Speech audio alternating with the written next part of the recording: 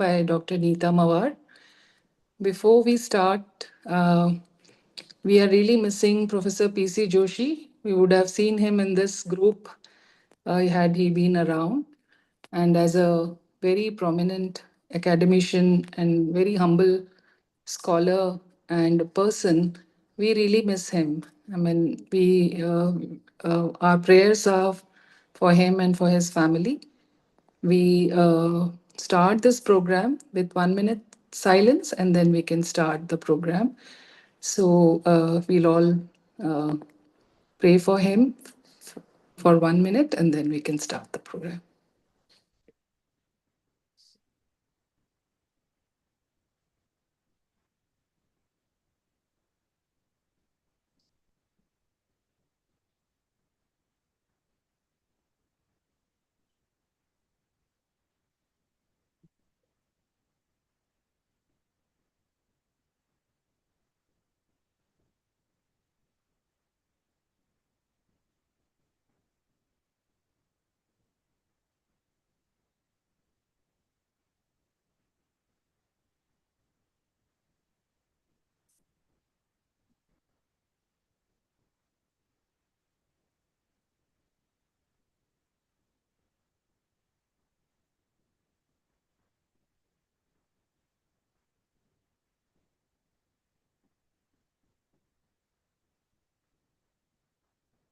Thank you. Thank you so much. And let's start with our program for today. I would request Harini to introduce our guest speaker today, and then we'll start the program. Over to you, Harini. Thank you so much, ma'am. Hello, a very warm welcome to everyone who has joined us this evening for this lecture.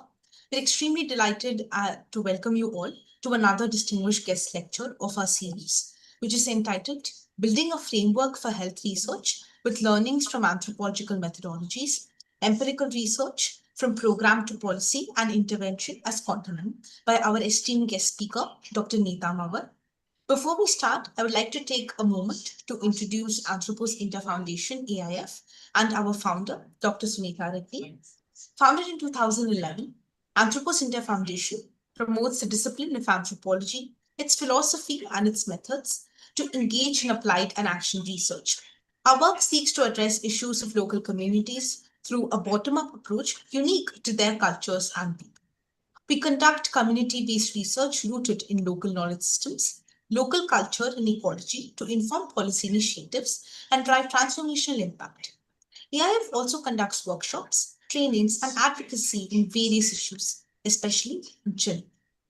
AIF promotes visual anthropology through vibrant, authentic, and meaningful ethnographic films and photo documentation. We also publish a quarterly multilingual digital magazine entitled Childhood Matters and a monthly magazine, Anthropological, along with our own publishing house called Anthropos Books. Our founder, Dr. Sunita Reddy, is an associate professor at the Center of Social Medicine and Community Health of Jawaharlal Nehru University and also serves as an adjunct faculty at the Special Center for Disaster Research. I would also like to take this moment to formally introduce and welcome with us our guest speaker for this lecture, Dr. Nita Mawar. Dr. Nita began her distinguished career at the National Institute of Health and Family Welfare. She later worked with 3 institutes under ICMR, starting at the Jabalpur Institute, where she focused on tribal health. She then moved to Pune to join the National Institute of Virology, where she played a significant role in the AIDS division, which eventually evolved into the National AIDS Research Institute. Now, marking over 5 decades as an anthropologist, Dr. Mawar holds a PhD in anthropology and bioethics from the University of Delhi, along with a postgraduate diploma in bioethics from IGNOU. From 1992 until her retirement in 2014, she served as the director in charge and was a founding member and head of the Social and Behavioral Research Division at ICMR in NARI, Pune. She's worked extensively in tribal health, women and children's health, and the social and behavioral aspects of HIV/AIDS. She's led major research projects with NACO, WHO, and NIH Yale, and has had over 50 academic publications. A lifelong member of UWA Pune, UIAF, and FERCI, she has led leadership roles in IFUWA and GWA. Even after retirement, she remains active through teaching, mentoring, and ethics community. She is a life member of the Indian Anthropologists and the International AIDS Society, a regular reviewer for research forums, and has helped organize 4 panels at the World Anthropological Congress 23. We welcome ma'am with great pleasure. Thank you.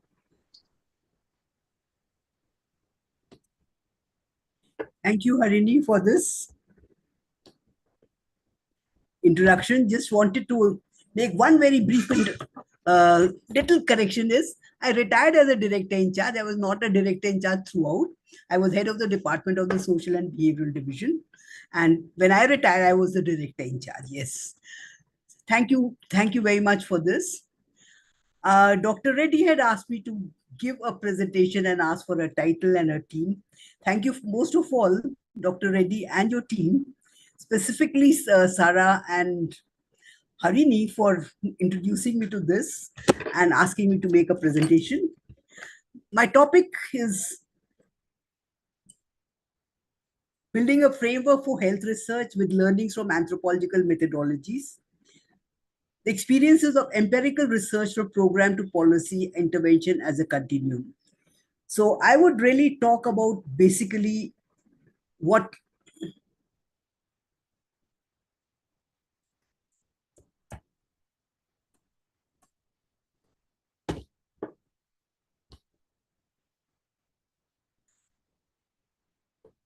So my presentation is going to be a brief introduction, understanding empirical anthropological research, the methodological issues, some research studies done by us, and how we have contributed into policy program, and that itself would tell you how we went about it. Some ethical issues in anthropological research, which is going to be discussed throughout this. And then in the end, we just conclude connecting all what we have learned from here. We would take up the questions in the end. Would that be okay? Yeah. Now, health research is, I joined, this year, I complete 50 years of passing out my MSc. And one of the things that happened during that time was the World Population Conference, and the needs for understanding women's health was considered to be very important. That was the time when we were thinking about identifying our research ideas, for doing our PhDs. And I knew that I'm going to work on definitely on women's health. It was just a chance that I got an opportunity to work at the NIHFW on the women's health program. So I was very happy with that. And then I realized that when we are doing research and anthropology, we learn to have a bottoms up approach. But here we also have to see that there is a top down approach also, because we need to look. If we look at the bottoms up, we also need to look at the top down approach too. So this is where I was working with NIHFW, the national, both ministries of both institutes of the Ministry of Health, NIHFW, as well as ICMR institutes that Nita just talked about. So it is fulfilling the needs of the stakeholders. I think some people are waiting just to inform them. Oh, yes, ma'am. Yeah, a multidisciplinary field. What is health research? A multidisciplinary field addresses to complex global, national, and local health challenges from providers' perspective. That means a top-down approach. But when we talk the top-down approach, that means the providers are definitely considering the need to understand where their programs reach or they do not reach. So these are aspects that we were really looking at. Now, biomedical and epidemiological approaches have recognized the need to ensure and incorporate social, cultural, economic, and behavioral perspectives to ensure that health policies and programs are effective and sustainable. Because if the program reaches and the people and they're not able to utilize it, does it serve the purpose? It doesn't. Just to remind, I'm reminded of Dr. Benjamin White in community medicine when he talks of in turbulent water, a fish was just swimming around and a monkey sitting on the branch tries to pull out the fish. And then the fish reaction was, why have you taken out of the water? He says, you were in turbulent waters, so I wanted to take you out. He said, please put me back because that's where I live. That's what is my base. So the monkey put it down. So that's the first thing that we learn when we're doing community medicine, community health. And so I'm getting this, sorry, but I'm getting this, yeah, okay. So to ensure this, we have to make sure that we understand where we are taking our programs to, where do we want the programs to reach. Unless we understand for whom it is being taken, it doesn't serve the purpose. So that is why when health research is being done, they always have a social and behavioral research division, whether it is WHO or it is ICMR or it is any other health research organization. How much they can contribute is something, it depends on the organization. We were very fortunate because at NIHFW, they already had it. At ICMR, also they had a social and behavioral research division. And that's where we really got an opportunity to work with our colleagues who were both doctors, epidemiologists, statisticians. And that helped us to grow in that ambience where we could learn a lot from each other. When I say learn from each other, was not a top down, but it is learning at an equal level. So then we would plan our programs accordingly. And that helped us to continue further. So biomedical and epidemiological approaches have recognized the need to incorporate social, cultural, economic, and behavioral perspectives to ensure health policies and programs are effective and sustainable. Empirical anthropological research, particularly through medical anthropology, offers a unique lens to understand how communities perceive and experience and respond to the health and illness. Integration of anthropological insights into health research can develop policies and programs that are culturally sensitive, contextually appropriate, and impactful. This presentation proposes a comprehensive framework for incorporating empirical research into health research to inform policy and program development, drawing on established theoretical frameworks and methods and the real world and real-time case studies. Medical anthropology, a subfield of anthropology, is an interdisciplinary area that examines health and wellness through cultural, social, economic, biological, and political lenses. It draws on subjects like biological, cultural, social, and applied anthropology. This provides a holistic understanding of health-related issues, that is, medical anthropology in different settings: urban, rural, tribal areas, and in hospital and clinic settings. This health research is characterized by its focus on both the cultural context, exploring cultures that define health, illness, and healing. Because unless we understand how people perceive a problem, how can they make utilization of that program? Example, some communities may attribute diseases to spiritual causes. So how would a modern medical system work there, influencing their treatment preferences? Others prefer alternative medicines like homeopathy or other natural practices, and still some other prefer government hospitals and few go to private practitioners. What are the reasons for following a particular health-seeking behavior? Then we also have the holistic perspective, which consider the interplay of biological, social, economic, and environmental factors and contributed to the mainstreaming of these phenomena. This approach avoids reducing health issues to purely biomedical causes, recognizing the role of social determinants like economics, culture, political will, the ambience for access, or the stigma and discrimination that exists for a particular disease. Example, leprosy, now HIV, tuberculosis. The mode of remuneration for these services is again an important aspect that also is considered. Now, to get an insight into a particular problem, the qualitative depth through the anthropological approaches like ethnography, we provide a rich narrative driven data that captures individual and community experiences and also complementing quantitative data from clinical and epidemiological study. They call a good combination of the thick and thin data. Cultural nuances or the social barriers to health care access are also understood. For example, understanding the local health beliefs can improve the uptake of vaccination programs by aligning interventions with community values. These contributions are critical because they address gaps in traditional health research settings. Now, how do we integrate these? To effectively integrate anthropological research into health research, several conceptual frameworks can guide the process. These frameworks, rooted in medical anthropology, provide structured approaches to analyze health issues comprehensively. We use biocultural anthropology that studies the nexus of culture and biology, focuses on how resource access and environmental stresses influence health.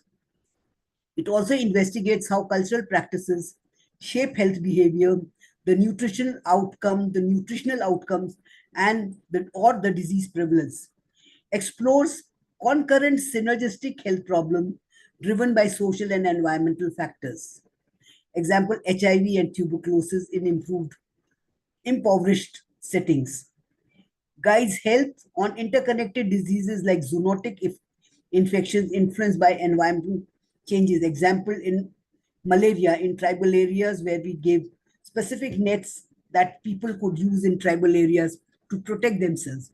A health research study uses methods as per its need to fulfill its requirement with the ethical approvals of where it is required. Some of the anthropological study that we have been involved are chronologically arranged here. Menstrual health study, this was funded by WHO long ago. They wanted to understand the need for the patterns and perceptions of menstrual bleeding in women. So we carried out the study in Rajasthan where we followed up women by giving them diary cards to maintain their menstrual diary records. This data was very useful to understand how women could what are the menstrual patterns and what really it happens and how this data could help in planning interventions like use of IUDs, intrauterine devices and others. Similarly, evaluation of the CHV program, the community health volunteer program, which was started way back in 77 by J. Prakash Narayan, the health minister at that time, was to have and something that they had like barefoot doctors in China. So they wanted to have something like that in India too, till the reaching at the village level, covering something like 50 households per CHV. So how this worked? So they wanted to do a midterm diagnosis through social scientists, and I will talk about it a little later. These are some of the lists. I'll talk only about a few of them. These stars are, some of the studies are purely exploratory, some are related to the program, all the operational research of the program, and some are related to the policy. How we have really been able to talk about these with these programs in influencing. Yeah. So health-seeking behavior in Goans and Bhils of MP. So we used ethnographic methods to understand what tribals in Bastar and Goans experience about health-seeking behavior. What do they do? So this was again a study. This was again an exploratory study because this was just the time when a new center of tribal health was established in Jabalpur, and they wanted to understand what health services could be given because the outreach of the program was very close for the tribals compared to the other rural areas. But here they were covering something like 30,000 population, but still there was a lot of underutilization of these services. Why this was so was something that was of concern. So then similarly comparing birth-related practices in rural and tribal areas in the same way. a young women's health and development program. This was a project being funded by ICMR. This was for young women, how we can improve the status of women from a young age, right from the time they go to school, and continuous ongoing intervention would help them to be able to be better citizens and participate in the mainstream, in the big way. So real world examples illustrate the impact of the integration in the context matters. The community health volunteers study in India by 6 institutes covering 18 states. We did 3. This was to increase the volume of the data. These cases highlight how anthropological research can bridge cultural gaps, ensuring policies and programs are both effective and equitable. Here there was the studies done by us was highlighted. And here we found that how the village health guide, the community CHV, as some people had put, they thought that they had got training from the government, and they can now put a plate in their outside their house. They become like paramedics, and they thought with the government training, but this was being overutilization of their services, because they started charging money when it was supposed to be a voluntary activity. How the community responded and how this was later changed, because when we brought this data from different institutes, we had it from 18 different states by covering different institutes, and then we realized that this needs to be changed. And when we actually presented this study, the government realized that this program needs to have midterm corrections, and we were able to intervene at that time. This was way back in 79-80. So this was very effective, how we could communicate that. This was directly dealing with the programmers and the program managers and the policy makers. Some additional frameworks include society and biosocial aspects, examines how community global connectivity and shared biological identities. Example, patient advocacy groups. This specifically became very important when we were dealing with HIV and AIDS, because a lot of support groups that came up. You remember when we were talking about HIV and AIDS, it first came to US, where it was identified amongst 4 H's, which include the Hispanics, the hemophiliacs, the homophiliacs, the homosexuals, and the Haitian population, where it was found more. But these were the people who actually played a very important role in influencing health policy that was anyway coming. And this really helped in administering the AIDS program. And this was a very important thing. Similarly, later on, Thalassaemic Society also came up about the rights to get blood transfused whenever they required blood, and other similar situations. Other frameworks also include mediated environments and epidemic fear. Studies media roles in shaping public health responses, such as during the HIV pandemic, the SARS outbreaks, and newer epidemics like COVID and many others that would come likely. So it's kind of how we really need to tackle with that. Then accordingly, we also focuses on community-driven health research, empowering locals to address environmental and health issues. These frameworks enable researchers to move beyond individual level analysis, incorporating macro level social, political, and environmental factors into health research. For all these frameworks, anthropologists have a major role to play, whether it is going from top down or it is going from bottom up. So this is where the anthropologists really have a very major role to play. One of the studies that I mentioned was also a study to understand the status of women and decision making, where we actually, it was funded by ILO, and we had gone into the rural areas to cover the families looking in the rural areas, how the time spent by men and women for different activities is measured, and also for the boys and girls. So we are taken in terms of 15 minutes. Yesterday, what did you do this, and then this, and noting down their activities in 15 minutes duration, what kind of activities they perform, and similarly for the men. Women had multiple number of activities that they performed compared to the men. But men, when they did their activities, they had few number of activities, but they were very hard. That means more manual work were required compared to what the women were doing. But the women were tied up with different small activities. Of course, they were both heavy also, because that included fetching water, that had also included getting firewood from the little far away. So that took a lot of time for them. How much time they were able to give to themselves was also important in terms of, um, because it involved money. How much they were able to spend on themselves, it required money. If it was healthcare, if they are going to the village health provider at the village level, they could give it in form of grains, but they could not utilize the government health services because they did not have the cash incentive. While the men who would work hard and then they would go to the market, it is their responsibility. They would sell out the products from their agriculture produce. They would have the cash in hand. So the decision making, whether it is for their personal needs for men or for women, varied. The men could spend on their expenses, on their clothes, on their family, on their children, on their marriages, but women could not decide on that at all. What women could do was spending only on herself. So this was the study that we followed on for the whole year and then came out with this information. The decision making ability, I mean, this was done in the late 70s, and till 80, 81, we did this study.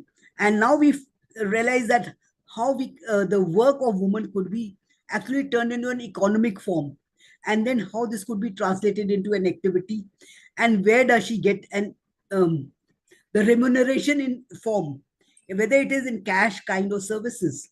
Where is it recognized and how far is it recognized? So this study was very useful.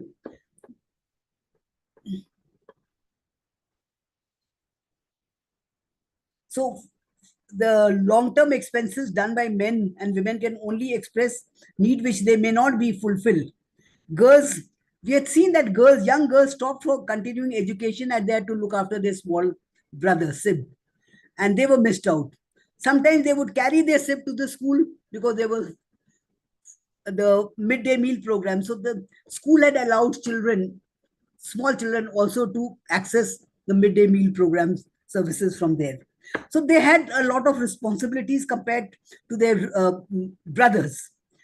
So this kind has been documented by us in the study, and this is a part of the ILO study that we had done. Now, regarding the methods of integrated anthropological research, integrated anthropological research into health requires methodological approaches that capture cultural and social dimensions. Ethnographic research, the long-term immersion in communities using participant observations, in-depth interviews, histories, understanding health practices, examples, ethnographies in India or in South Africa have revealed barriers to HIV treatment, adherence due to stigma and healthcare stigma. So there was a need for doing more research on this aspect. Qualitative and quantitative tools like surveys, focus group, ideas, KII provide data collection, often combined with biological parameters. Example, the youth sexuality study, I'll talk about it a little later.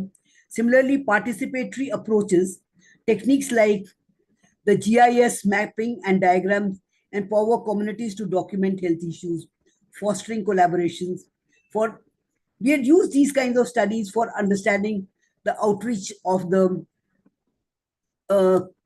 in our HIV program specifically for the sex workers.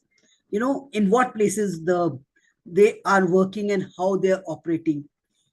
By doing observational study, this was a study that was funded by, I'm not reported there, but was funded by, we were a part of that study that was done by Blackburn Institute from US, who were trying to identify the hotspots in different areas. So although, like, for example, although some of the states were not HIV, did not have high HIV, but some areas were hotspots. Example, the religious places, whether it was Banaras or it was in Ajmer, which were otherwise these states were with low HIV prevalence. They were identified as hotspots where more kind of risky behavior takes place. So these systems helped us to understand. Similarly, in specific cities, which areas were identified as hotspots also was enumerated. So now I'm coming down to more studies which were related to HIV. So you would hear more about those. HIV prevalence study among the sex workers, drug users, migrant populations, and others. So these were basically exploratory studies to understand, identify the prevalence of HIV in these different populations.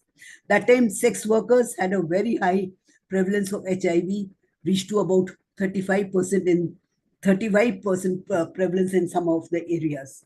So it was very high, and that was how way back in 92, it was considered to be a very important reason a new department of, I was at NIV, and some of us from this department were all it upscaled into an institute, and that's why major programs were done through our institute. This was just also the time when NACO was coming. 92 NACO also came at the same time. NACO is the National AIDS Control Organization. Now here is a research institute, and here is NACO, the control organization. A good, because both were a part of the government and both were Ministry of Health, and that was just the time when ICMR Director General was also the secretary of the Department of Health Research. So that helped in actually bridging the gap of controlling and the research. Actually, it became a synergy. Both could learn a lot from each other, and that is how research could contribute a lot to program and policies, and ultimately it could help in the control of a system. So this was, and one of the success stories of India is when it was revealed that this is how it has come, was this collaboration. So at the start, we did some prevalence studies. It was very high. HIV prevalence in the tribal population, Ministry of Tribal Welfare wanted to know. They had funded NIV for understanding how much is the prevalence of HIV amongst the tribal population, specifically in Maharashtra, in Pune, in Thane, and in Dhule, because there was a lot of migration that was happening around this area. So what is the prevalence? The concern was that HIV may be much higher amongst some of the tribal populations because they were migrating. That was one. Other, probably because of the social, cultural factors that may contribute. But we did a study there, and that time also the HIV prevalence was less than 0.04%. This was way back in 90s, early 90s. Then we studied women attending STD clinic. This was a part of the cohort study that was already going on by NARI as a collaboration between Johns Hopkins University and NARI, ICMR. So where we found that women attending STD clinics were both, because they were both married and also unmarried, the women who were married and also the women who were sex workers. The women who were coming to the clinic were often the married women were their husbands. During the process, we found that women with no risk of their own, no reported risk of their own, were still having HIV. The concern was, why is it so? I'll talk a little more detail in a little while from now. Then we also had done a study on youth sexuality in colleges funded by Ministry of HRD. Of course, capacity building is an ongoing process. Women's reproductive health in context of HIV, again a community-based study. Now PCMTCT with this should be PCMTCT. PMTCT with AZT in ANC clinics. I will talk about the study. Then HIV stigma in healthcare settings. Again, I'll talk about it. Possible prevalence of HPV through a path funding project, and yoga interventions in healthy PLHA. PLHA is people living with HIV/AIDS. All these studies are related. to HIV, so I put them on a separate table. The CHV program, I already talked about, the community health program, so I'll not delve into it. Women attending STD clinics and AZT intervention. Now, the first thing we found was that women with no reported risk of their own attending a STD clinic, they got the infection because of their husbands. And as you all know, HIV infection can be transmitted to others through either blood transfusion or any kind of intervention, or through sexual mode of transmission, and the other is through the breast milk. So women reporting no risk behavior of their own, getting HIV infection, coming for a HIV test in a STD clinic because they had accompanied their husband and they were tested on the husband wanted it to be tested. So they were found to be HIV positive for no risk of their own, but only because their husband was an HIV positive. Now, this was a major concern. NACO was concerned because they had to stop the transmission from mother to child. Because when these women become pregnant, the child would get an infection too. The transmission of HIV is not through mother to child in that way, but it can be passed on because there is a lot of blood exchange. So if a woman could be prevented from giving a normal delivery, that means she is given a cesarean section delivery, or women could be prevented from giving breast milk because that could also be transmitted. The HIV infection could be transmitted through that. And following the women for about 18 months, by giving them AZT intervention during the 8th month of pregnancy, this could be prevented. And this was one of the success stories of NACO program, which we were doing with NACO and NARI together.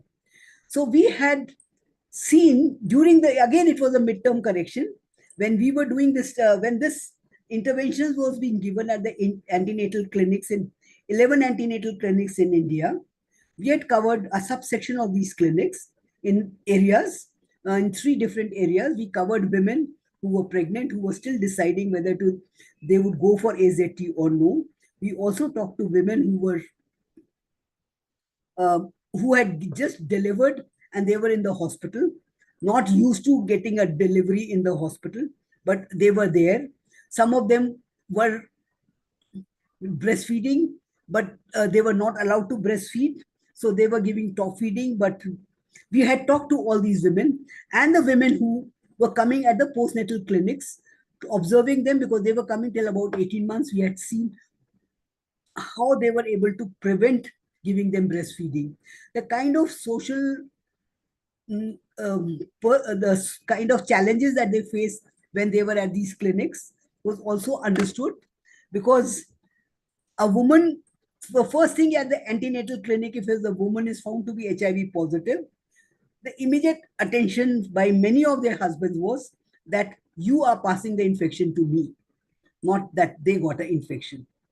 So how could this be really controlled? Because sometimes a woman was abandoned, how this could be stopped, how this was there. It was important. And if they were continued, because counseling became a very important part of HIV. And if the women were understood it well and their husbands also understood it well, they would continue with the pregnancy. They would continue with that. They would also continue with the delivery. They still had a problem because if they had given a normal delivery otherwise for the previous birth, how they were going up and for a cesarean delivery, because there is a certain kind of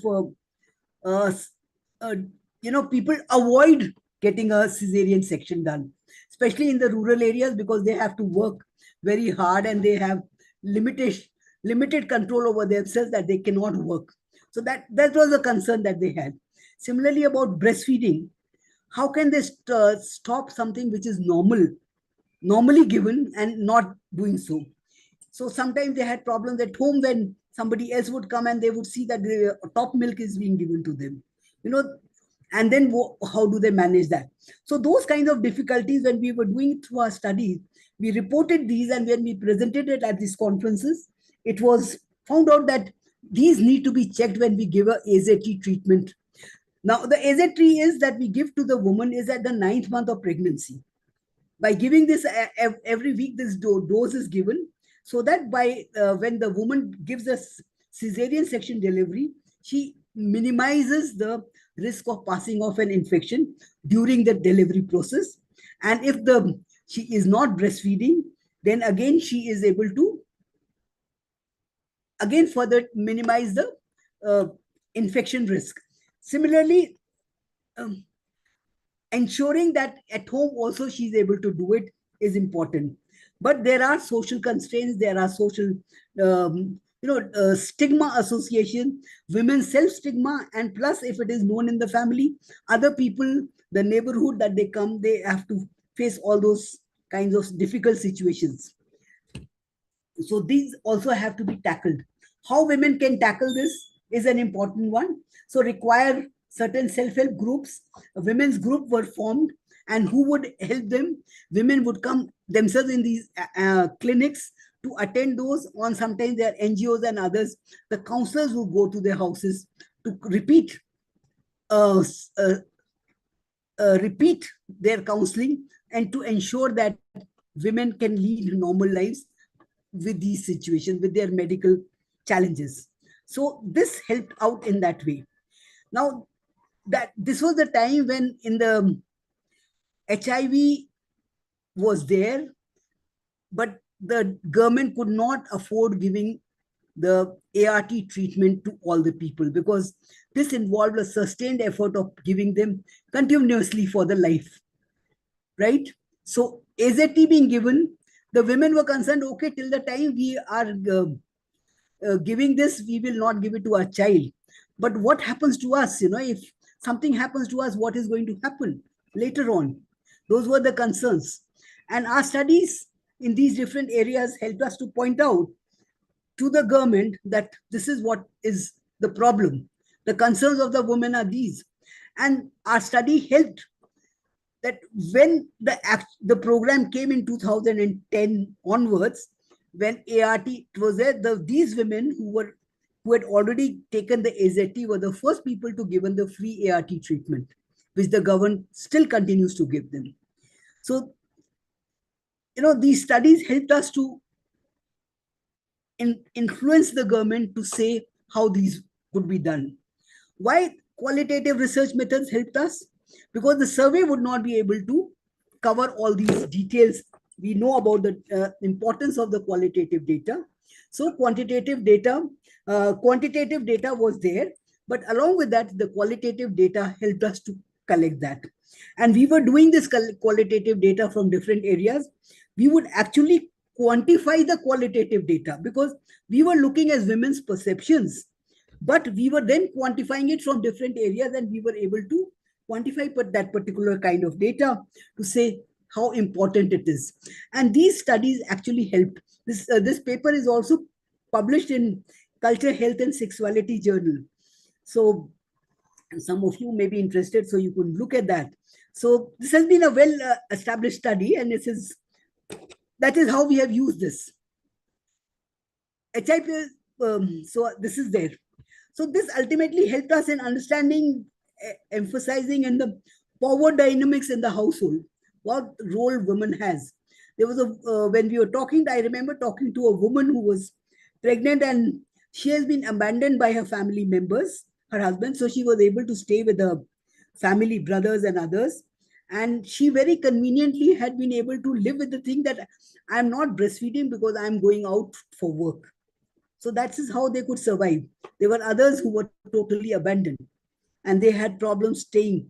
They had difficulties. They had different challenges. Now, these kind of findings, when we put it in form of a research, it helps people to understand what really is the situation. And NACO definitely, because this was a study, NACO and UNICEF, they both all together were concerned about this program, and it helped in making sure that these facilities were provided, and that is how they could access.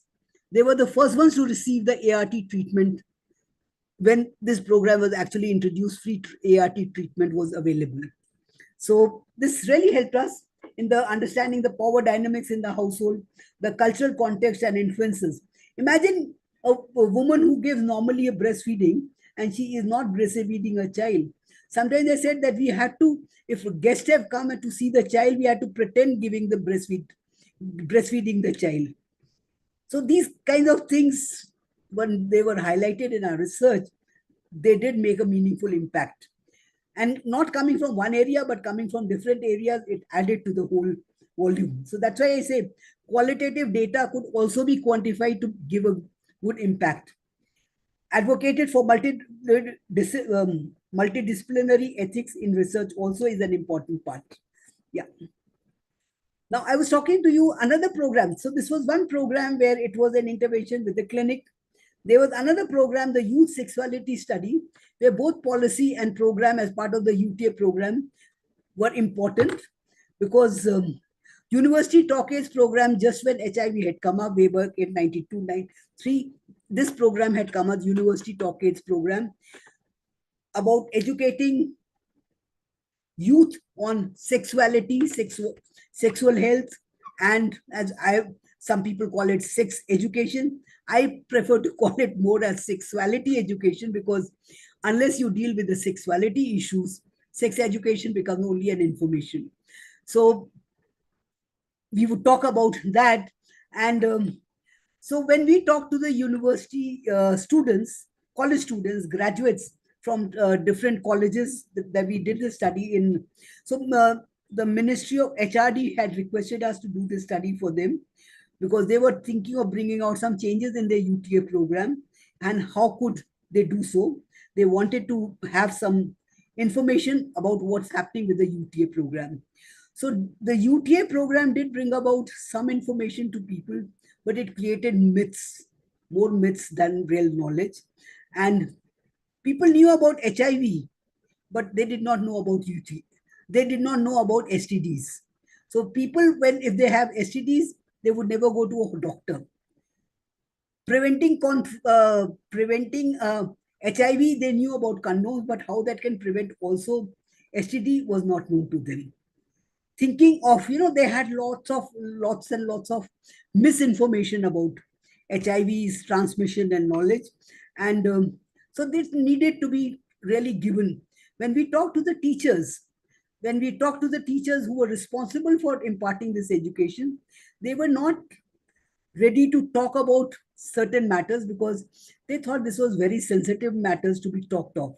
Specifically to talk of giving sex education, or even, students, as they said, the teacher said, literature said, we don't talk about romance with our students, even in English literature or Hindi literature, because we have our inhibitions about it. Biology teachers would not like to talk about it. So these were things that they had inhibitions. So these are the people who were responsible to give the University Talk Age program on education on HIV. So if they go to a different college, they had no inhibition. But if they are in the same school, their college, they could do that. So it was important how this could be changed. Similarly, involving the students themselves, identifying peer educators who could be given education, and they start talking about HIV and AIDS with their own students and making them, and then they learn it through different programs, how this could be imparted.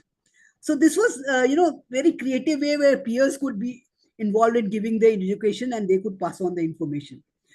We did, of course, when we identified this, we had a database by using an anonymized survey, using a survey along with FGDs, ideas and all, talking to students. We also developed friendship networks from these students, identifying the kind of relationship they had. Because young people are involved with lots of people, but risk behavior may not be with all. So certain relationships are fine, but certain relationships could put them to a risk. How could that be checked and how could that be used, engaged in the giving them the right kind of an education? So this was also something that we found that could be done. And now when we presented our data, we actually involved all the stakeholders. One of the important things that we do in all our research findings is involving the stakeholders. because it's not an examination for us, a typical research in the university. It's a thesis or a work. It has to be examined and that's it. We forget about it. But here, when we do a research, an application of research is with the people who are our stakeholders. That means this includes the programmers who are giving this information, the people who are involved in actually administering the program, and the people who are directly participating in the program. So involving them at all different places help us in a different way. So when we identified this, we had a data of about covering the survey of more about 2,000 people and FGDs, ideas and others. We had a huge amount of data, and when we presented it of different schools and colleges, of course, when we presented it, we anonymized our findings, not identifying with any college. This was our ethical responsibility, not identifying anything with any college, because we had seen certain, during the HIV and AIDS, there were lots of myths, wrong information, and other kind of, what I would say is information that could actually scare people, because HIV epidemic is one, but the stigma and discrimination that happens with it is the major epidemic, which still exists, and we have to control that. So when we would give this information, not about the colleges, but about the risk that is there, the potential of risk that is there in the community was discussed. And so right from the Ministry of HRD, the secretary there, we had invited all of them, because here is our own research team here, and plus our officials from the ICMR and all. And then we would have very serious discussions. We would have seminars for about 2-3 days, because we would involve even the teachers to talk about their difficulties in front of the programmers and others. So this also helped in bringing a policy change. So one thing was that, the students had expressed the need to know about HIV at the time when they were really growing up. So this should start not only at this time at the college, but this should come up when, especially this was told by people in the first, second year, that if we had known a little earlier, things would have been much better for us. So this was the Ministry of HRD actually started administering the UTA program in a different format, of course, but it was started in the 10th and 11th, 11th and 12th classes. That means before they enter college, they already were aware of certain things, that these were the needs of the students. So this was another study that we did. There was another study. This was about bringing, these studies were where we could actually, these were like success stories. But this was a very good practice, you would say. It brought in a change in the policy, and it also brought in a change in the program. Because as a policy, even the younger people were given in the program how it should be administered. If the teachers cannot give education about the UTA program in their own colleges, they could definitely be sent to different colleges. There could be an exchange program, and how this could be done, how the training and again at different levels could be done. We talked about all those details with them. This could be done. So dissemination of information about the research that we are doing is very important. See, one thing is that we are doing a publication of papers. That is one important part, because paper publication and survival is an important part. But simultaneously, publication, one part, but dissemination of information to the right places where it has to reach is also equally important. This becomes a very important responsibility of researchers involved in these kind of research teams. So organizing these dissemination meetings becomes always a relevant and an important part of responsibility. Please let me know the time when I'm going out of time. I'll just take a few more minutes. So now, this was a study because already existing programs were happening and they wanted a change, and people were looking for a change, sometimes want a midterm corrections, sometimes wanting to know how we can have the data about knowing what is there. Now, this was a study about HPV study, the human papilloma virus, which is also an equally important risky behavior because it is passed through the sexual mode of transmission. Likelihood is more amongst the young girls. But this was introducing this particular vaccine in India was being considered. I'll tell you who were considering this, not the government, but this was the pharmaceutical company wanting to start it in some of the developing countries also. This was during the period 2006 to 2009. So we did a study in two states, Gujarat and Andhra Pradesh, and where we collected baseline data from urban, rural, and tribal areas of Gujarat and MP, healthcare providers at various levels, private practitioners, community to include adolescent girls and their parents, using qualitative data like FGD, IDI survey were used. We also used a very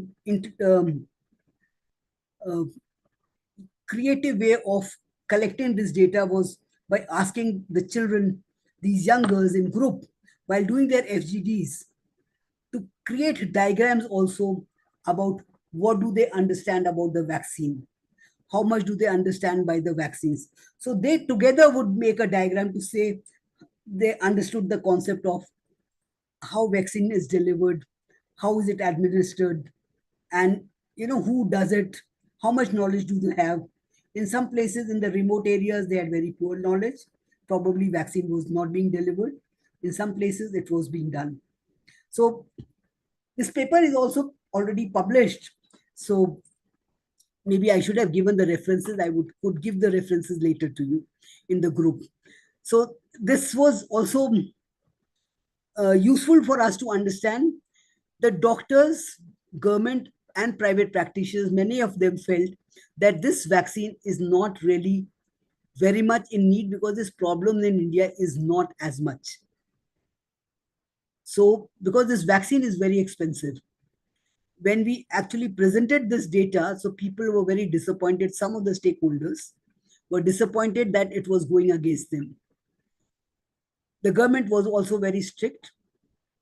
This reached even to the Parliament House, and they were very strict about this kind of a thing. And it would be, so it was for about 10, 12 years, it was not taken up. People in the private hospital, because we involved people from the FOXY, that means the foundation of the gynecologist, and all these people were involved with them. And they also felt that we don't think that this is an important consideration. But very recently, when I was talking to our colleagues in Nari, they said we have some kind of a vaccine that has come up. Not for all the vaccines, it's not that expensive, which government has started taking it. So that has come up now. Earlier, it was not such a problem. Lots of changes have happened in this period. So 10, 12 years, 15 years almost. So this is now being introduced in a modified form, in a milder form. It is far less expensive because government is not ready to take. Of course, the study that we also were doing was to understand the cold chain, how it is being maintained from here to here, all those along with it, Again, a part of the qualitative data. This was really good, useful study, learning for us. A lot can be learned from such studies here.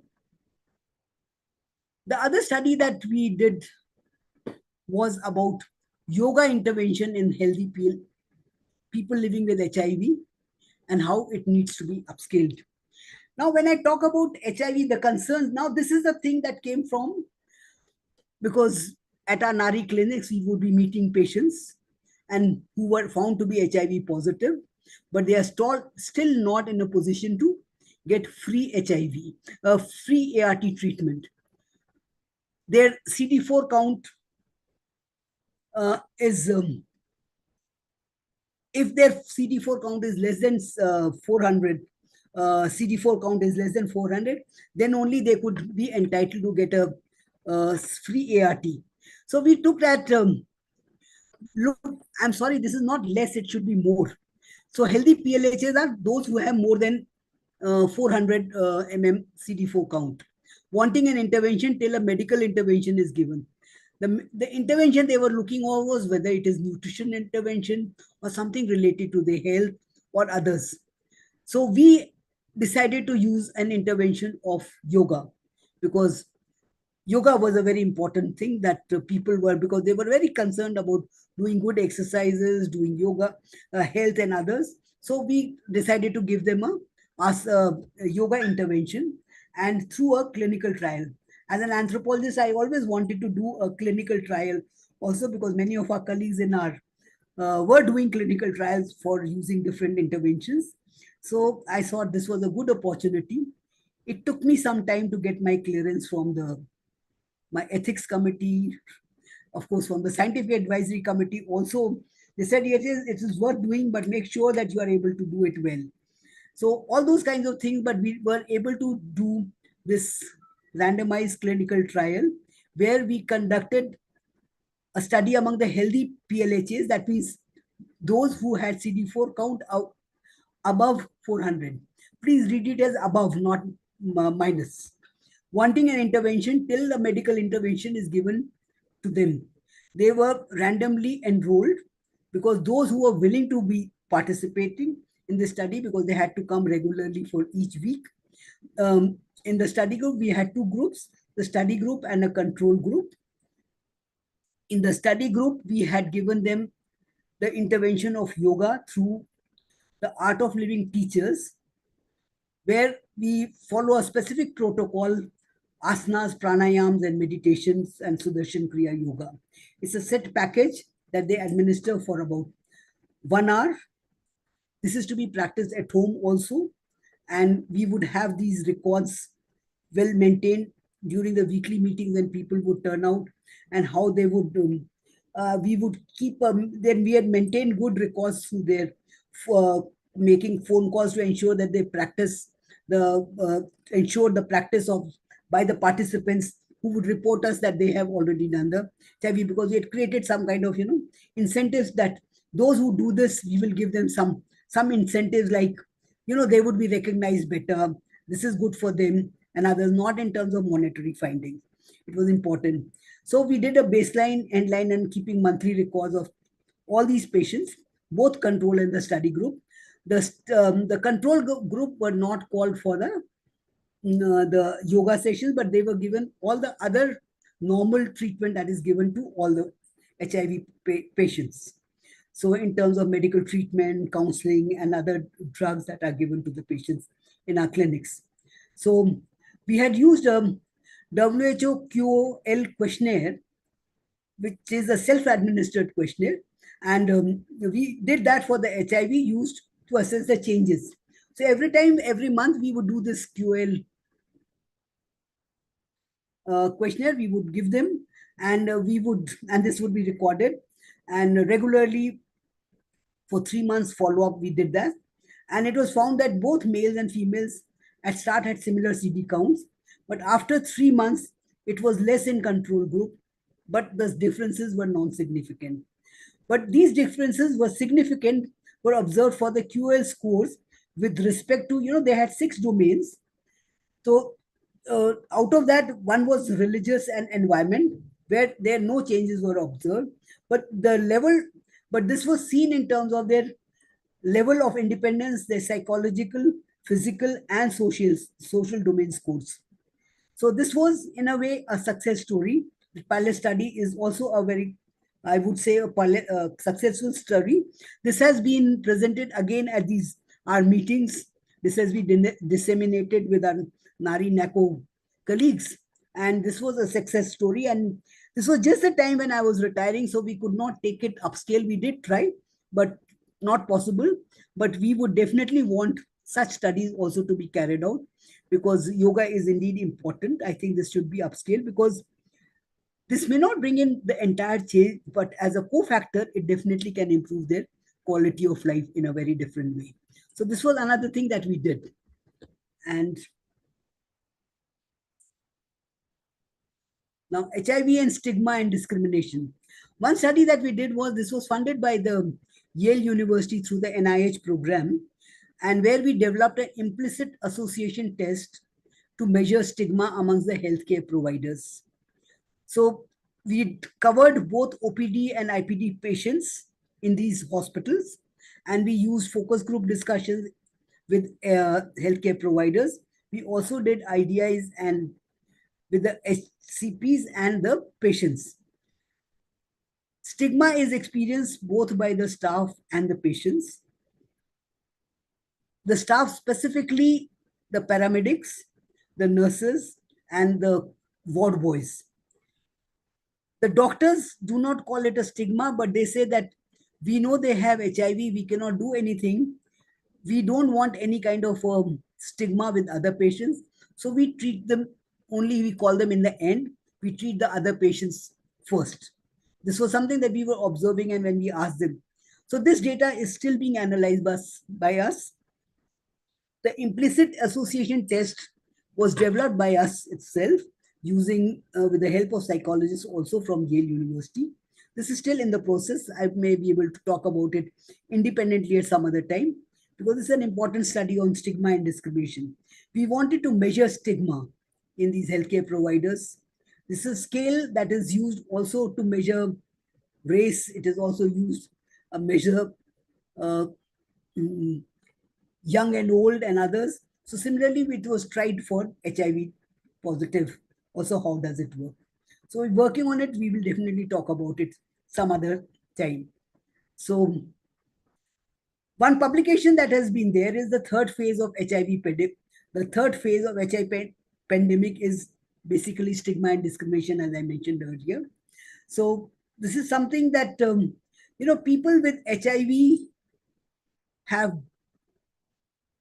they already have the stigma, because there is so much of fear that a husband doesn't want to talk about his HIV status even to the wife. If they will not talk, if they are taking ART, they are not able to talk it in the family. They are taking their medicines somewhere else. They would keep it somewhere else. The kind of stigma that is there.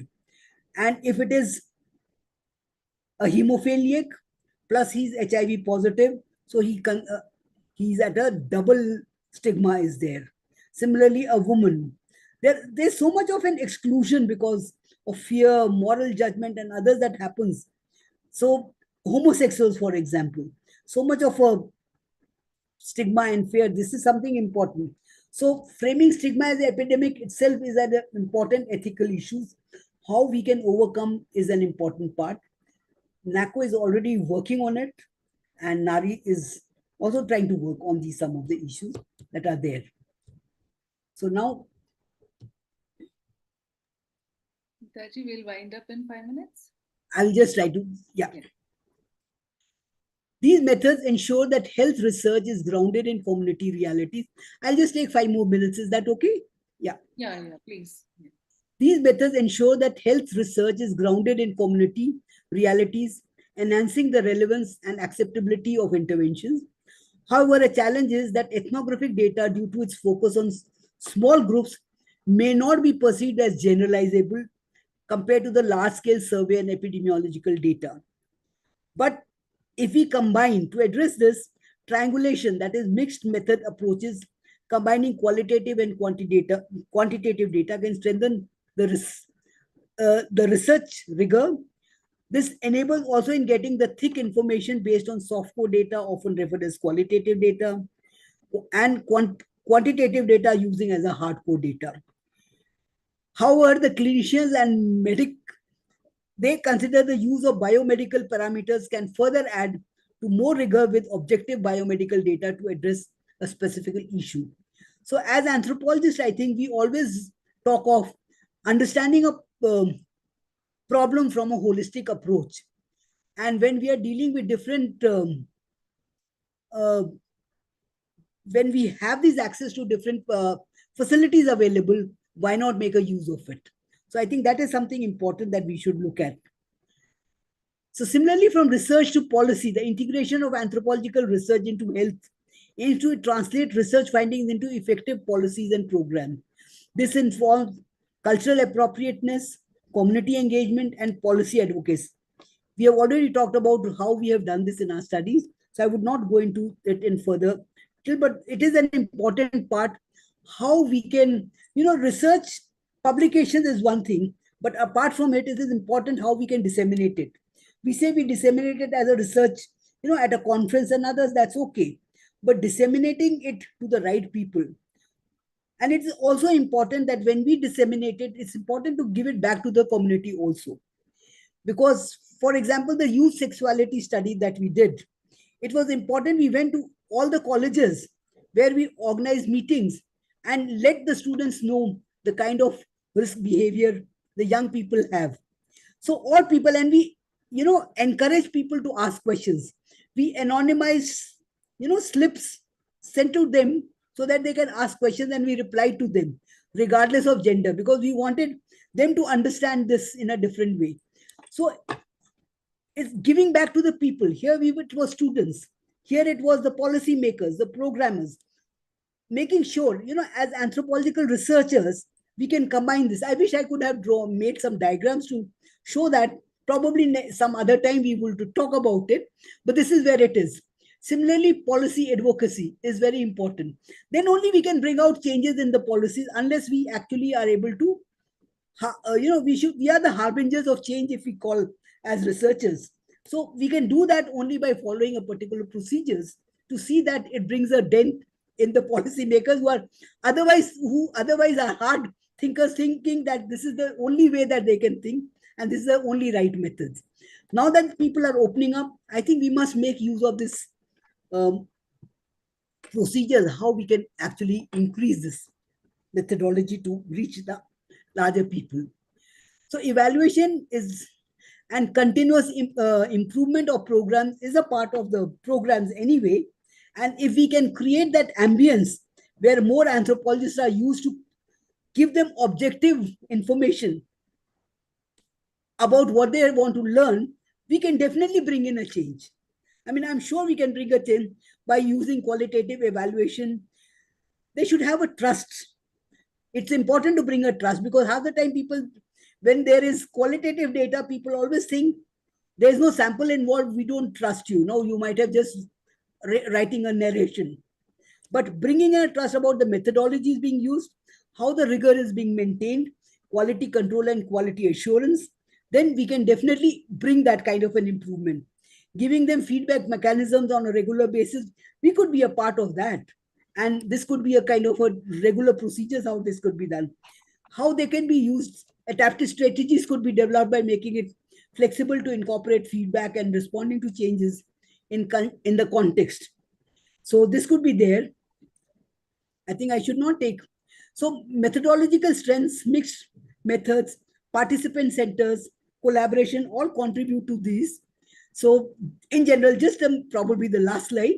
Despite its potential, integrating anthropological research faces challenges, perceived limited generalizability, interdisciplinary collaboration is not easy to come, but it has to be created and then maintained. In our institutes, we were very, I would like to acknowledge, of course, Mrs. Ramalinga Swami, she was with the John Hopkins, JNU, and her husband was the DG of ICMR. That is when many of the institutes were coming up. They ensured that social and behavioral research division is a separate one, just like at ICMR headquarters, just like it happens in WHO. SBR division is a separate one. So keeping with those helps us to keep our own individual identity. We work together. Sometimes we are the PIs and other colleagues are co-PIs. Sometimes they are the PIs and we are the co-PIs. So this kind of a thing we can always build up, and we can see how this can come up. Interdisciplinary collaboration can happen. This can also happen with different institutes also, because there's always, memorandum of understanding between different institutes. Like we are collaborating with a lot of hospitals and clinics. So if we have an understanding that they are also part of our, when we publish, they are also part of the study, then it gives a different kind of a perspective. The resource constraints could be shared then. The resources could also be shared, whether it is manpower or it is money or it is lab related or others. This could be. So health research frameworks could accordingly be prioritized with mixed method approaches, interdisciplinary training, advocacy for anthropological contributions in policy arenas could definitely increase. Now, integrating empirical and anthropological research into health offers powerful approach to developing culturally sensitive and effective health policies and programs by leveraging frameworks like political environment. Why I say political environment is when we are dealing with diseases, and including the PLHA groups that we face, we make them as partners of us programs, and they can help us what would work best. And using their knowledge, I think helps us in a big way. We are not talking of political in the real political sense, but involving them. In our ethics committee, they are also members. They represent the general community, and they are able to have an important say in the matters. Sometimes you have to make a presentation in Hindi to make them understand that. Those are simple things, but we need to do that. Making it participatory makes it comprehensive. Studies done by research demonstrate the practical impact of anthropological insight in addressing complex health challenges. So by understanding the different stakeholders, it could be top down, it could be bottoms up. It all depends on what is the need of the study that we do. And anthropologists can definitely do both kinds of studies. I think so. This is where it is. Given the socio-demographic and behavioral situation, there are several situations women are at risk of their health. How could they be? I think this is what it is. Who are our stakeholders? Is it the community, the government funders, program, healthcare providers, collaborators, ethics committee? I specifically put question mark in front of the ethics because they cannot be our stakeholders. They have to be independent bodies who are going to assess our work independently rather than being a part of it. That is something very important. I remember training some research participants from different ethics committee from China, from Southeast Asia in our institute when they had come. So they said, oh, I am a my husband is the principal investigator of the project, so he made me the chair of the ethics committee. So these things are not the way things work. But of course, this was early 2000. Things may have changed over there now. So these are things that we have to be really careful and make sure. And I think anthropologists understand this very well to carry out research in collaboration with various stakeholders. They help in carrying out studies in multicentric styles. The moment we start working at different sites, we get adequate number of data, large number of data which can actually influence policy and also program. Starting from pilot studies at one set, they could be the main principal investigators, other could be the co-PIs. Funding agencies need research to plan programs for wider geographic areas to bring in an important change. Well, that's it. Thank you very much. I hope I've been able to fulfill it within the time. Thank you so much, Dr. Nita. It was wonderful lecture, excellent, very clear. In fact, you have really touched upon how empirical research can lead into a policy and a program, and how the role of anthropologists. In fact, Professor Ramlinga Swamy was the first founder member of our center in JNU, Center of Social Medicine Community Health. And that's the reason why our public health is in School of Social Sciences, because our focus is on social determinants of health. And as you rightly pointed out, that health research cannot be away from social and behavioral angle. And that's exactly where you need to combine biological, economic, social, and also environmental aspects when we do a study, and especially interdisciplinary, as you have said. And very well, you brought out the role of anthropologists in health research. And in fact, it's so interesting to see that as early as 1975, you are talking about menstrual health, which we still are talking. And then you also mentioned 1979 community health care, rooting it to community.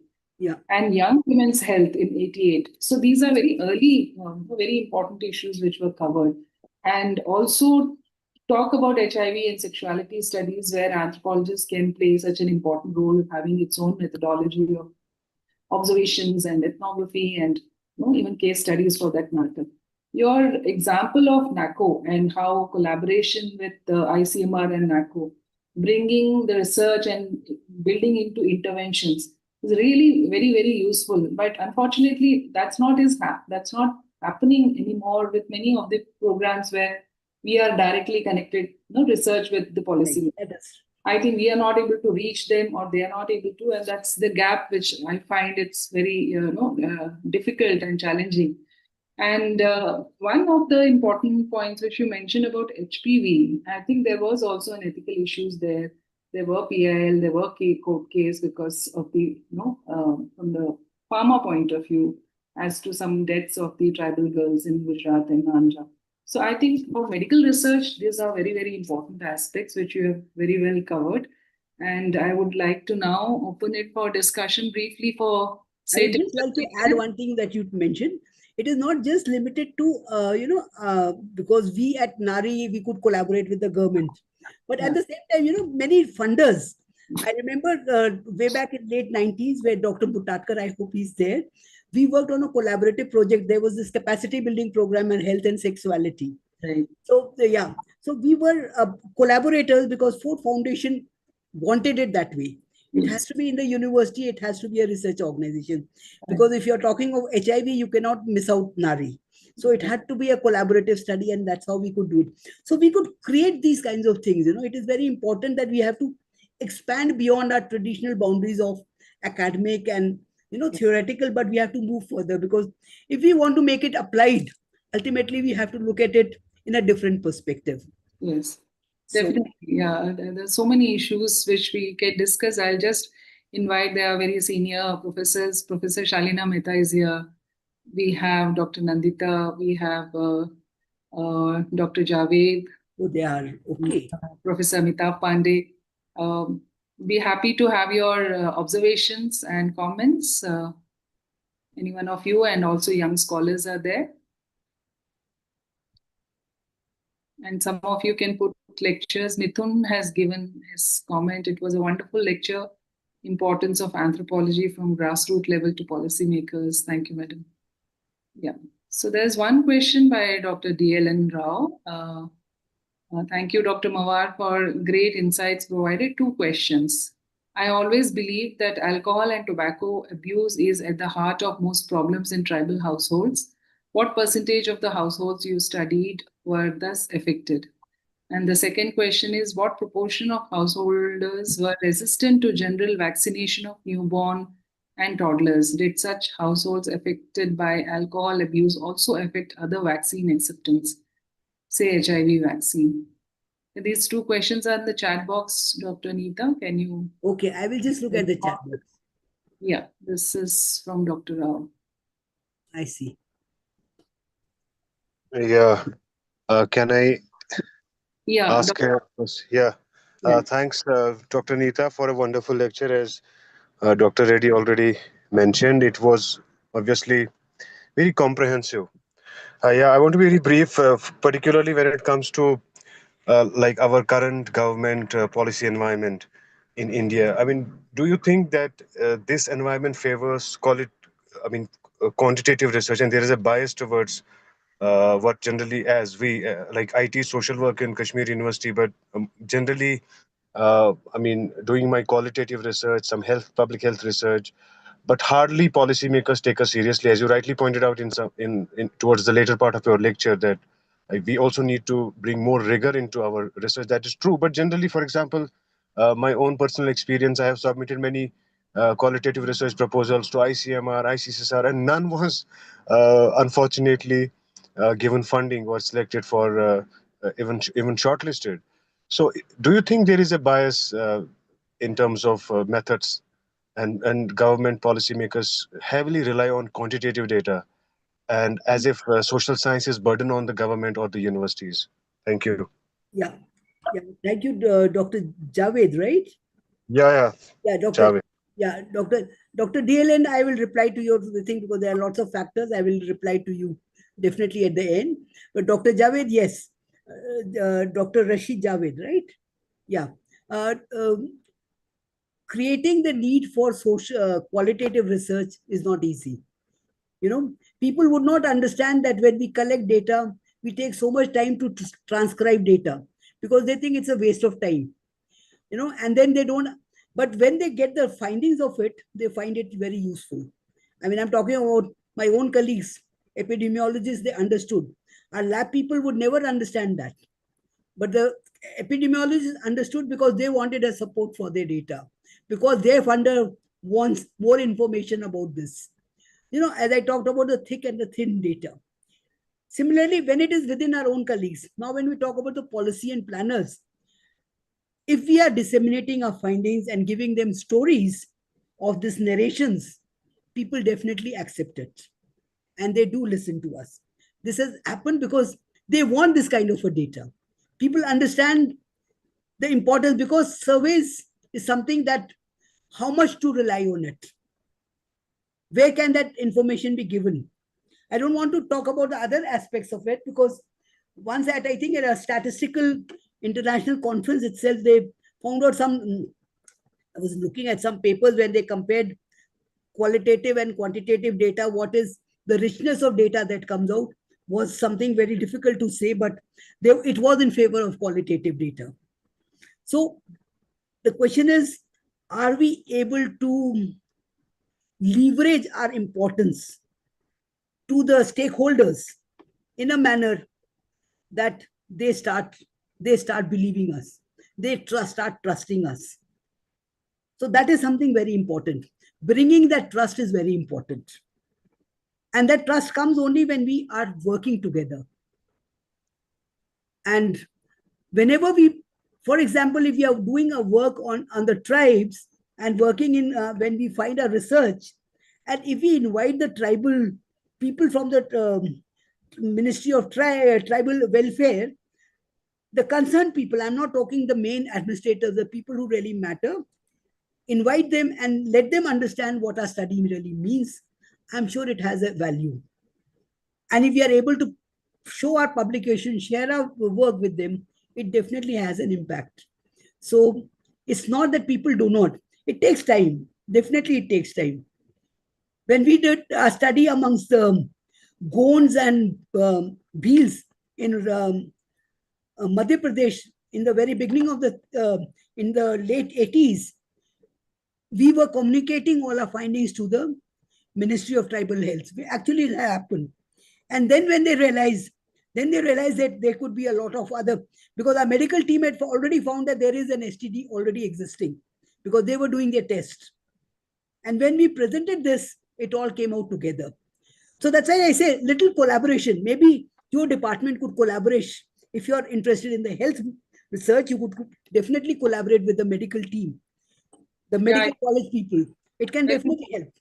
Very important to have multidisciplinary teams now. Yes. More and more multidisciplinary teams, and definitely policymakers hardly have time to reach out to researchers. I think it's the responsibility of researchers also to disseminate, as you rightly said, very important aspect of research is to disseminate and to the right stakeholders. I think that's one thing we need to really take on. Yes. Thank you. Thanks for the clarification. Thank you, Javed. Professor, would you like to comment? No. Okay. Thank you. Please continue. Thank you so much. Shalina ma'am, are you there? Dr. DLN, I would like to talk. Dr. DLN had a question on specifically about the vaccine. This was not the study about how there was a lot of underutilized. When we did the study in the Gond and tribes, there was very much less utilization of health services, because there they depended more on their traditional healers. So utilizing health services was not there. Vaccination going there, they had all kinds of things that people would not utilize those. Unless the healthcare worker going to their houses, which they would not go. So there was absolutely no vaccination around. We were not doing those kinds of studies over there to give you data in that respect. But people were not ready, because for them, even delivery is a very normal physiological process. Just like the animals deliver, even women can deliver. We had seen tribals, the woman is repairing a hut, and next day we say, we understand that she's already delivered and she's taking rest. And 2 days later, she's already working in the field. For them, this is a very normal, natural phenomenon. So this data on vaccine and other, I may not be able to give you. The vaccination, sorry. Yeah, very important. As you said, it's natural birthing process, not delivery, which medical doctors do. And how we have medicalized one of the natural processes, that is one of the areas which it's very important to understand. There's one question by Neha. She is asking, is there an implementation problem in India only or in other developing countries? Are the anthropologists of other countries facing the same problem? I am not sure whether they have the same problems, but I know definitely people from South Africa, our colleagues there, they have been making use of it, and because they have been disseminating their research finding. See, HIV is a field where people got an opportunity to work in a very different way because this had to be addressed. As I said, the four H's were so strong that, and then the PLHA group became so strong that the government always had to take into account their concern. And that way, people have been able to do that. Especially in the field of HIV/AIDS, we find this has really worked very well. And I'm sure it will work out very well. We've seen it even in terms of the CHVs and others. It was a very successful program when we were at NIHFW because the government has asked us. You see, it was the government who had asked us that we want you to do it because you will be in an unbiased way able to do it. Because people are concerned that they want real results in an unbiased manner. So those are important. Yeah, in fact, Niti Aayog and other commissions, there are experts, but not really research of all these scholars are taken into consideration. That's right. Some of the European countries, they do include academicians into their policy, and that is a practice. See, I think the best thing is the academician should be able to create that need.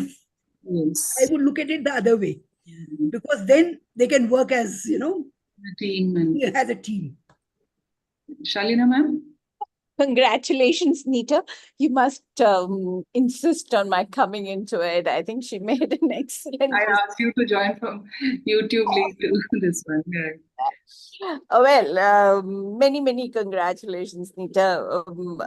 I've been one of the very, I think probably the first PhD on HIV/AIDS was under my supervision way back in 92, 93. And I've done 2 books, one with Sunita's organization, and been early participant insisting upon NACO that anthropologists have to be there. And it was a real struggle because they didn't want us. They wanted psychologists, they wanted sociologists, but they didn't want to have anthropologists on their rolls. So I think your journey needs to be in all possible ways commendable. We did manage to achieve, and we've come a long way. You were talking about, I think, when I organized a seminar in Amsterdam on this funded by ICSSR, and there was this young fellow who was saying none of his projects get sanctioned by ICSSR. I think he must strive and work for it, because that is when ICSSR started encouraging the HIV/AIDS research and gave a substantial funding to organize this international seminar in Amsterdam. The bias was huge. You talk about stigma. Now I think people are not really talking so much about it. But at that particular time, the HIV positive people didn't want to be secluded. They said once we start getting the treatment, it's as good as being diabetic or something like that. So those are some questions that we dealt with, and we came a long way. But you do remember that UNICEF could not use the term sex education. They were being forced to convert it into life skill education. So those are the kind of challenges, hypothetically, I think saying that there should be synergy between the academics and the policy researchers and the government. The government is in a hurry to implement. And a policy researcher and an academic wants to be thorough. They just can't make a recommendation to the government to do. And once the recommendation is made, it's not always necessary that it suits the policy planner. So those are the constraints that one has to live with and struggle and keep trying to bring about that synergy. So once that synergy comes, I'm sure good work can be done. And in the area of HIV/AIDS, Sunita Center would show it. You know, the number of brainstorming sessions we had with Dr. Prasad here, trying to make them realize that how important it was for them to consider the kind of qualitative research some of us were doing.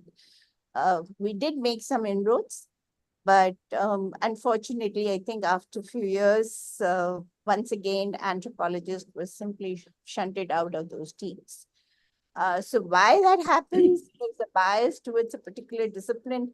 Maybe you would probably be able to reflect upon that, why preference for psychologists and sociologists in various HIV/AIDS programs and not for anthropologists. I don't know what your experience is. Maybe for the benefit of the young research, you can possibly Yeah, comment. I could definitely answer you about your last question first about anthropologists, psychologists, and sociologists.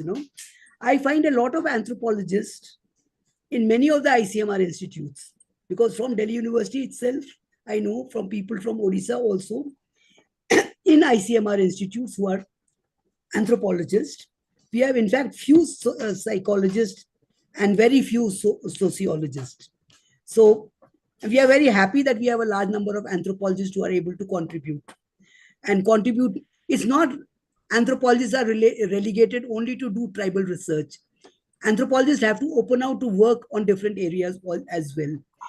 I think anthropologists need to work with, as I say, collaboration is very important because it relieves you of the burden of taking everything on yourself.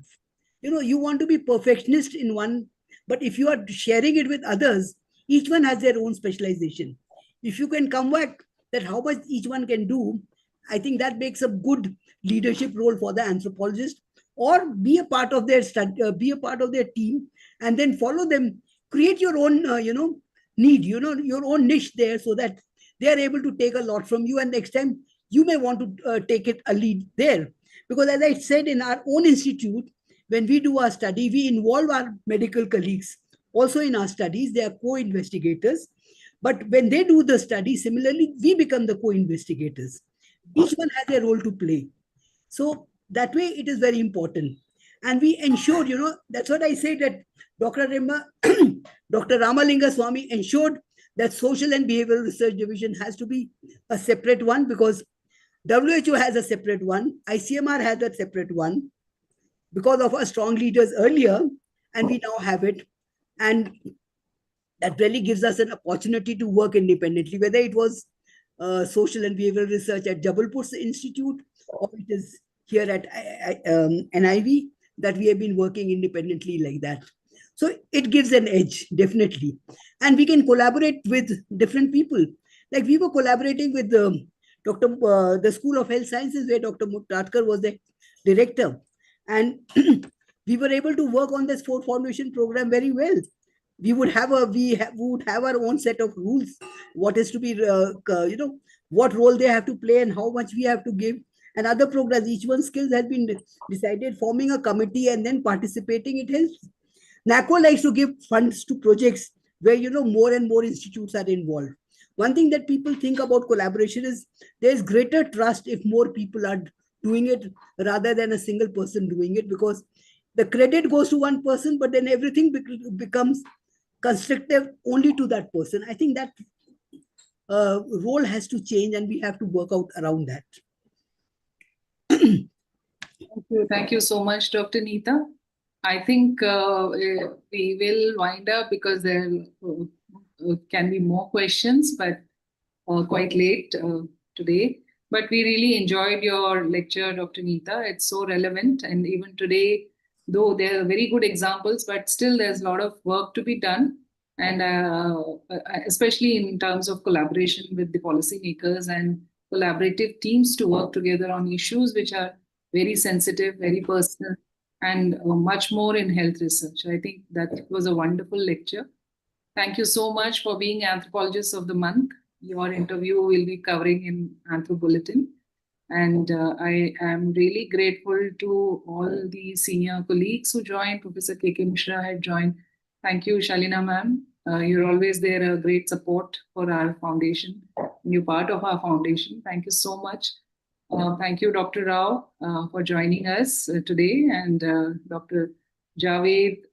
We have others, uh, young scholars, anthropologists who have joined, and I would really like to thank our Anthropos team members, Sabah, Aryan, Habiba, Harini, and many more who have been always there to organize such important lectures. And as all of you know, that we have a couple of magazines, digital magazine, Childhood Matters. We also have monthly newsletter which converted into Anthro Bulletin. They are wonderful, marvelous articles which are coming up every month. And then we have Anthropos modules, which some of young scholars can make use of it.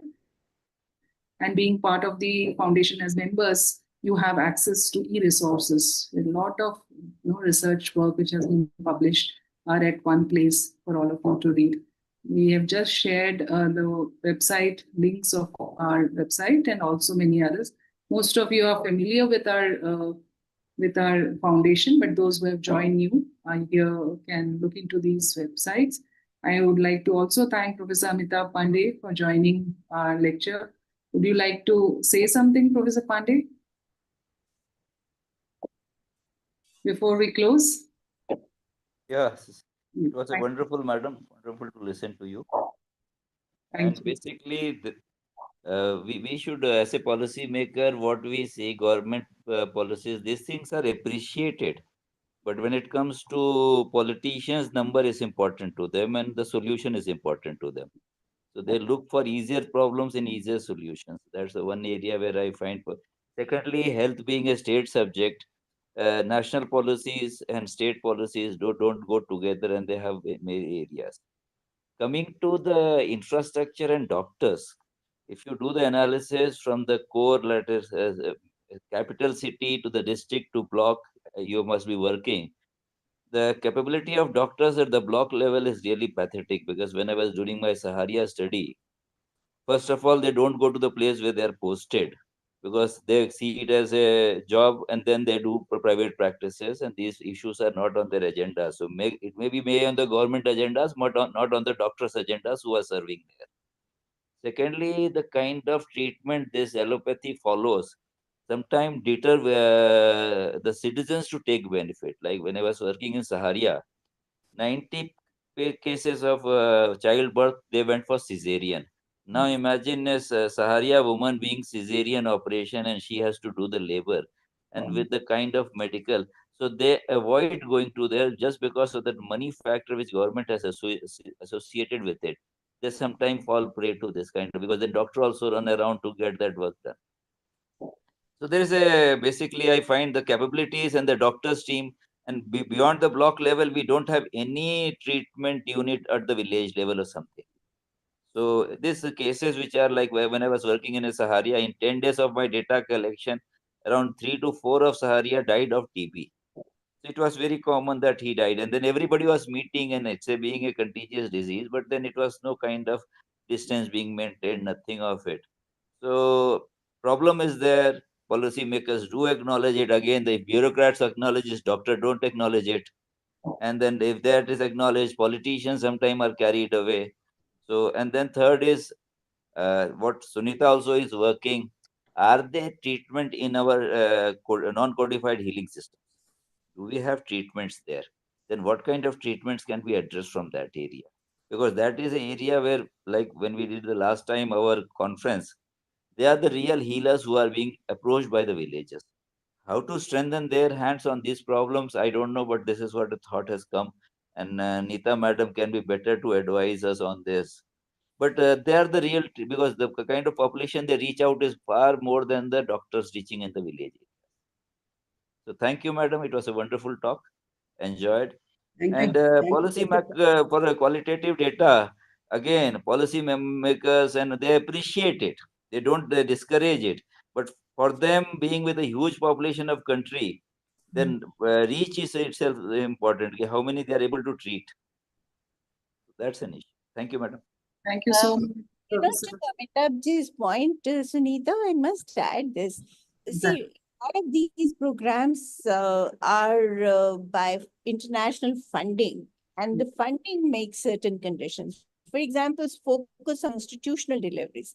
There are several research studies that show that it was probably not really the right approach to carry forward. And as Amitabhji is pointing out, that if it had been left to them, and there are certain studies from your own department which show that a lot of these women from these traditional communities have actually been facing a lot of harassment reaching out to the hospitals and others.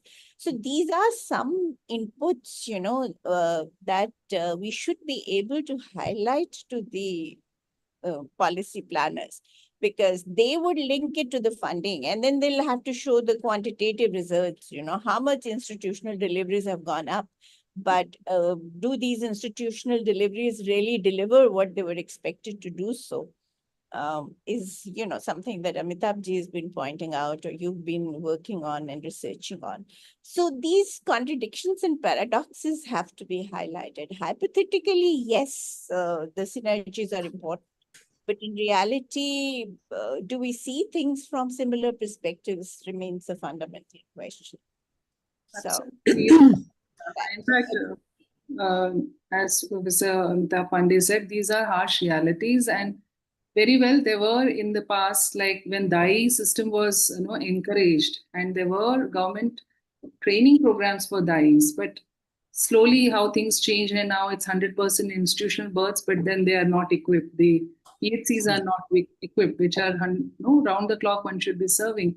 So these are the gaps, and definitely we need to work on it. And as you rightly pointed out, the healers who are there, who are serving at the doorsteps without taking any remuneration also, there's no policy for them and there's no support for them. And that's where we've been working on it, and through IGRMS also, as Mr. Pandey said, that every year, if there is a possibility to make these suggestions to the state government, especially as a state subject, where the healers are given more importance, some kind of recognition, also support, not just that, because they are the ones who are at the doorsteps and taking care of healthcare at the primary level.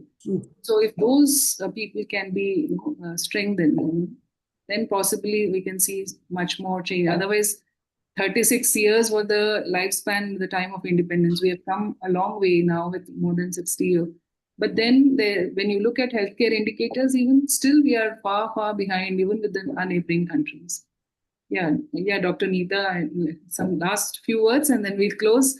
Thank you so much. Yeah.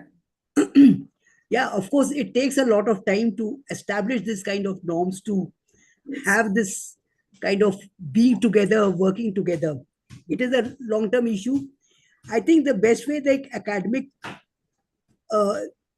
departments, like anthropology department, could definitely collaborate with different organizations existing there. For example, the ICMR is right in Delhi, or ICMR institutes. There are 5 institutes of ICMR.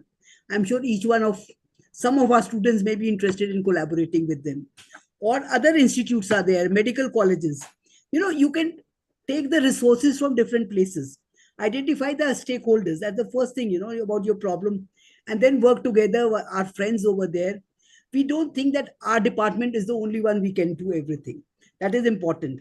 I mean, I as an anthropologist was very interested in taking up anthropology, but I also wanted to work in, applied sciences as an anthropologist. And I was very lucky to join NIHFW, from where I did my PhD, and, got an opportunity to work elsewhere. Because my guide, who was at NIHFW, was very clear: you're not joining this institute. You have to find out your own job. So I was pushed out by her, and I found a place in Jabalpur, and that's how things move. So not in the Shalina has come to our Jabalpur Institute also and seen us working in different situations, because she was interested in working among the tribal population also there in Mandla and others. So people have seen us, and it's not easy to work in such situations, but we have to create the need. And regular, partnership is important. And there are people who are forming groups now, like in our lab, when people work, they have different labs, groups being formed, and they work together. They are all a part of the same thing. They learn from each other. So I think those kind of research groups need to be developing now. How we should do it, I'm not sure whether it is the UGC or the university or individual enterprise, how that could work together, that we do not know. But I'm sure institutes like, yours, AIF, could take up funds, bring up these projects with your department, and other institutes together could be a very important advocacy group itself. Thank you so much. We'll definitely trouble you and take your advice. I would be always very happy to help out people who want to develop their projects, and I could be online helping them out. Thank you. Thank you. Thank you so much, Dr. Nita, and wonderful lecture once again. We really enjoyed Dr. Shalina and Dr. Sunita, and all the people who have been here patiently listening to me. I think too much of a long lecture. And thanks to my classmate DLN, yes, and all the other people, Dr. Amitabh, Dr. Rishabh, and all the other people who are Dr. Mithun are all here, Professor Amitabh. So thankful to everyone who has participated. And I would try to take their addresses and personally thank them too. Thank you very much. You are doing a wonderful job with your team. Thank you so much. Thanks goes to it, and we are all there to be with you. Thank you so much, ma'am. Thanks to all the scholars here who have joined for today's evening lecture. And thank you all for joining on behalf of Anthropos India Foundation. I personally thank all my team members who have been doing a wonderful job. Thank you so much. Thank you and good night, and we'll meet again next month. Thank you. Thank you so much, and stay blessed and keep doing what Thank you, Dr. Shalina, for asking questions. You make it very lively. Thank you. Take care. Thank you. I wish people had switched on their phones, switched their videos. We could have seen them. Yes, they all were there. Thank you so much. And we were live on YouTube also. We'll share the video once it is, Okay. Yeah, make it and share it with all of you. Thank you. Thank you, Dr. Rao. Thank you so much. Thank you, Shalina ma'am. Thank you, DLN. Bye-bye. Bye-bye. Take care. I'll close